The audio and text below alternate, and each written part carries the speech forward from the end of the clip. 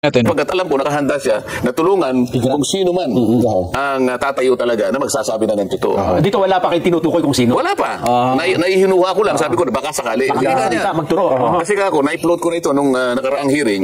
Baka ako merong... At sa programa ito, Sen, noong Biyernes. Baka merong magkusa. Kailangan nakahanda ko. Kaya tumawag na ako sa iyo. At mabuti naman ka ako. Tumawag ka na rin sa akin. Para makonfirma natin na magkaugnay tayo sa layo ng ito. Yung Witness Protection Program, legitimate na remedyo ito nasa batas ito Pagkatapos sinabi niya, hindi ko basta ma-approve yan, kinakailangan mo nang isauli muna niya yung mga nakulimbat nila. Ito na po yung magkapalitan na po Nagkapalitan na ito. Paano mangyayari yun? Yung sinasabi niyang restitution or indemnification, hindi kasali yun Wala yun sa requirement Hindi pinag-uusapan dito yung pagsusoli ng kung ano. Pwede na siguro pag-usapan sa bandang huli yun. Pero doon sa punto na siya ay nag-a-apply sa'yo, kaya niya lang gagawin yun, manganganib talaga ang buhay niya, kaya nagpapakover siya ng protection. Nakita mo yung in-allege niya na may kinalaman di umano dito sa mga payola, yung mga payouts na yan, 17 congressmen.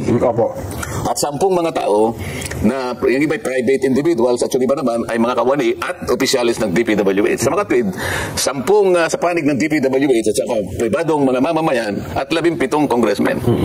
Yun naman ang hinihingi ng Witness Protection Program. Manganganib talaga ang buhay niya sa ginawa niyang pag-expose sa pagsasabi ng katotohanan.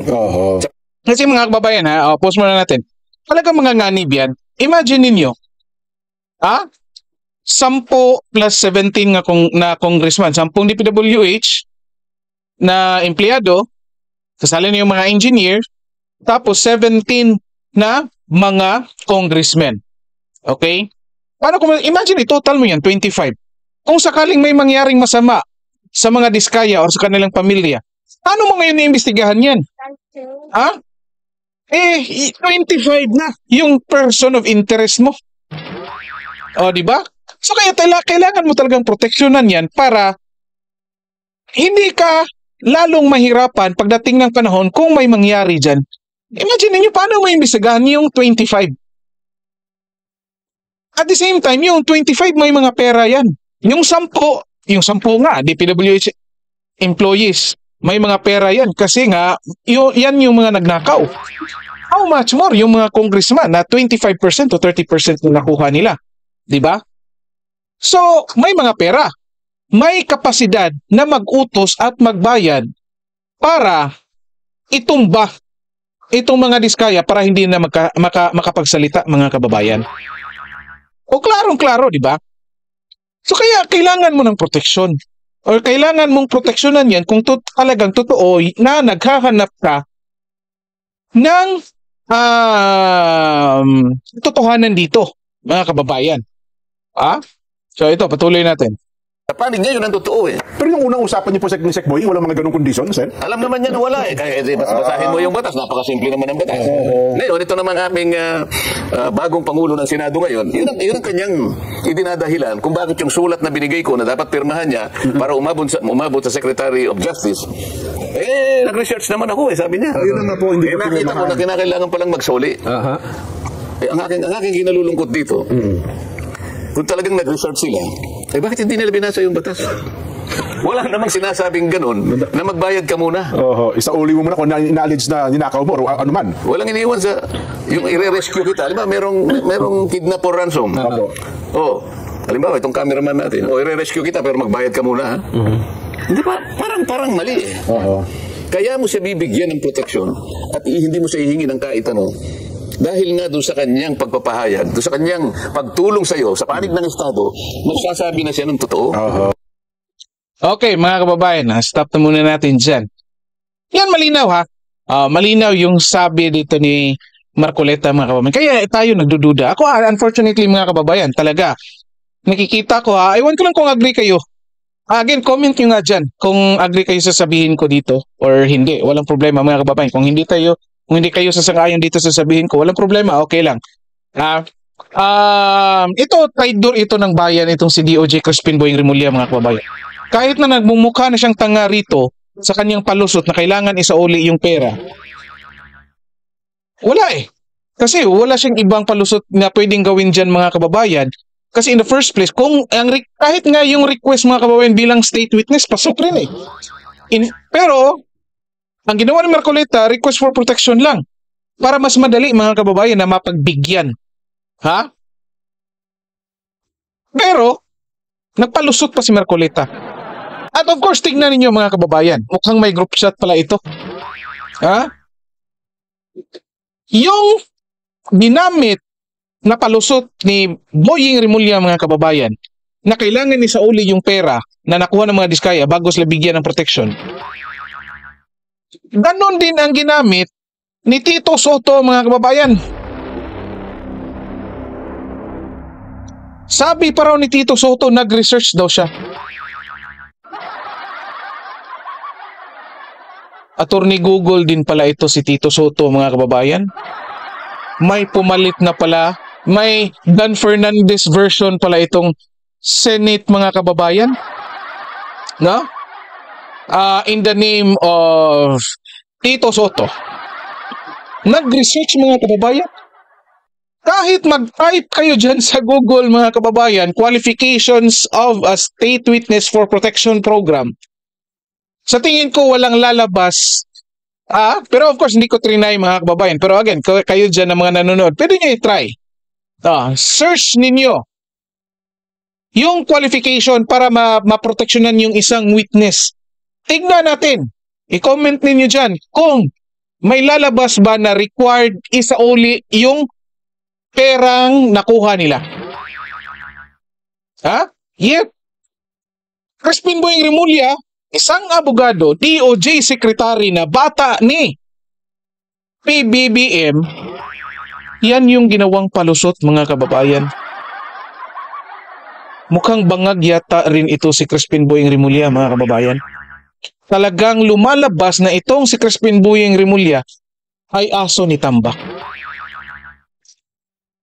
Di ba? Ito, connect na natin bago natin tapusin mga kababayan. Friday! Nakausap ni Rodante Marcoleta ay undersecretary ni Boying Rimulya. Nung Sunday, nakausap ni Marcoleta si DOJ mismo, secretary Crispin Boying Rimulya. Anong pinag-usapan? Yung posibleng magiging request ng protection ng witness. Hindi state witness. Again, linawin natin, inuulit natin dito kasi ang pinapalabas sa mainstream media ay state witness ang gamit nila para lituhin. Isa din itong mga mainstream media ng mga kababayan. Halatang bayaran talaga eh. Pinapalabas nila ngayon na gawin daw state witness. Hindi po. Witness protection sa pagkakaalam natin iba yan. Okay? Nung Sunday yan, nakausap ni Boying Rimulya. Nung Lunes, nag-hearing. Naglabas ng pangalan ang mga Diskaya. 17 congressmen, 10 empleyado ng mga DPWH. Lahat mabibigat na pangalan. Ang statement ng mga Diskaya, sinong makapag-refute? Tanong natin, si Vico Soto nga ba? Kahit si Vico Soto mga kababayan, hindi kayang i-refute. Kasi kahit sabihin ni Vico Soto na mga sinungaling yung tao na yan, at least at some point in time mga kababayan, meron din yung sinabing katotohanan. So, hindi natin malalaman, hindi natin alam kung kailan at anong sitwasyon magsasabi ng katotohanan or kasinungalingan yan. Lalo't lalo na dito sa hearing na under oath. Diba? So, paano ka pa ngayon magsisinungaling? Under oath ka. Magsisinungaling, handa ka bang magsinungaling? Kung ang magiging resulta niyan ay kapahamakan ng pamilya mo. Kasi 17 congressmen, 10 empleyado ng DPWH, total of 25, lahat yan magkakaroon ng interest na tapusin ka. At alam nila na mahihirapan mag-imbestiga ang gobyerno kapag may mangyari sa kanila kasi 25 na tao ang magkaka-interest. At lahat yan pwedeng mag-deny, lahat yan may kakayahan na gawin kung ano ang gusto nilang gawin. Malinis lang yung pangalan nila. Diba? Eto, nung Lunes, naglabas ng pangalan ng umaga. Nung kahapunan mga kababayan, nagkudita sa Senado. Pinalitan si Chis Escudero bilang Senate President. Bakit kasi? siya yung pipirma sana mga kababayan dito sa request ng protection para sa mga diskaya bilang witness dito sa hearing. Oh, of course, pinalitan. Anong kasunod? Pagkatapos sino ang pinalitan? Kaagad mga kababayan. Hindi man lang pinaabot ng Martes, Rodante Marcoleta pinalitan bilang chairperson ng Senate Blue Ribbon Committee. Kasi yung ibang committee pinaabot pa ng Tuesday at yung iba umabot pa ng Wednesday mga kababayan. Diba? So kayo, anong desisyon niyo? Anong nakikita niyo dito? Again, sabi ko nga, connect the dots na lang mga kababayan.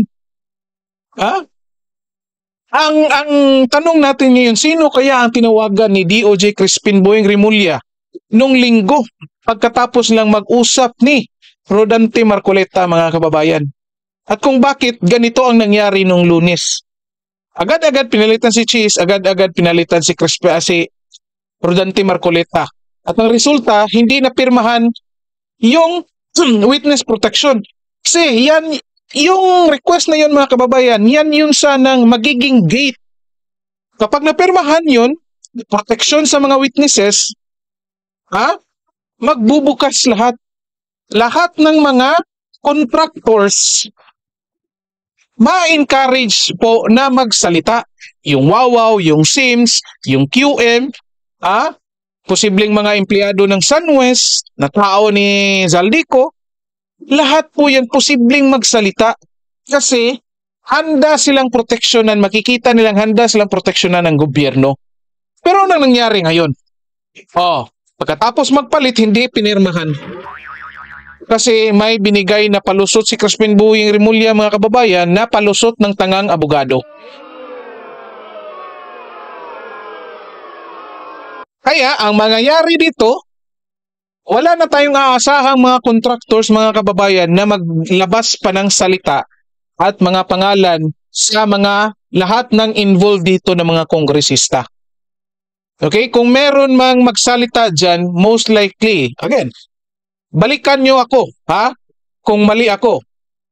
Okay? Magpapasalamat ako kung mali ako dito mga kababayan. Most likely, sa darating na mga hearings, sa darating na investigasyon mga kababayan, iikot itong investigasyon dito lang sa contractors at sa mga empleyado ng DPWH.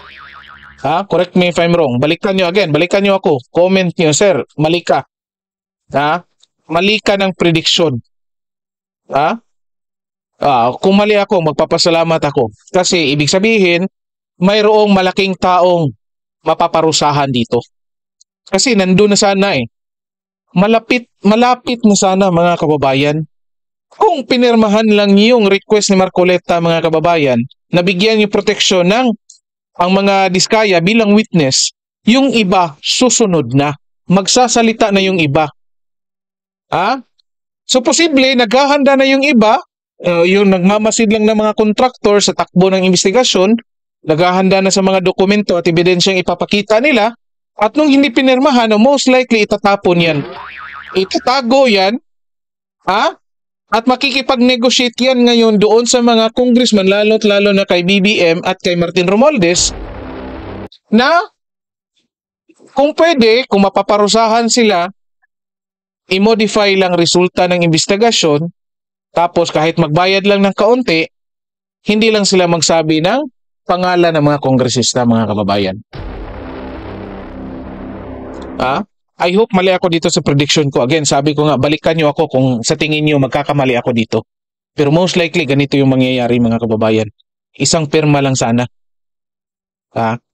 So dito ngayon lumalabas, wala tayong maasahan dito sa DOJ mga kababayan. Itong DOJ, tao ito ni Tamba. At dito minaniobra nila ang takbo ng pangyayari dito mga kababayan kasi malapit na sanang mapinpoint yung last person dito mga kababayan. Okay? So comment nyo dyan kung anong masasabi nyo po dito. Okay? Again, live po tayo ngayon. So, paki-share po yung videos natin para po makita din po ng iba at maintindihan. Okay, so dito na lang po muna tayo. And huwag kalimutang mag-subscribe din po sa ating channel. Okay, maraming salamat sa lahat at magandang araw po sa inyo.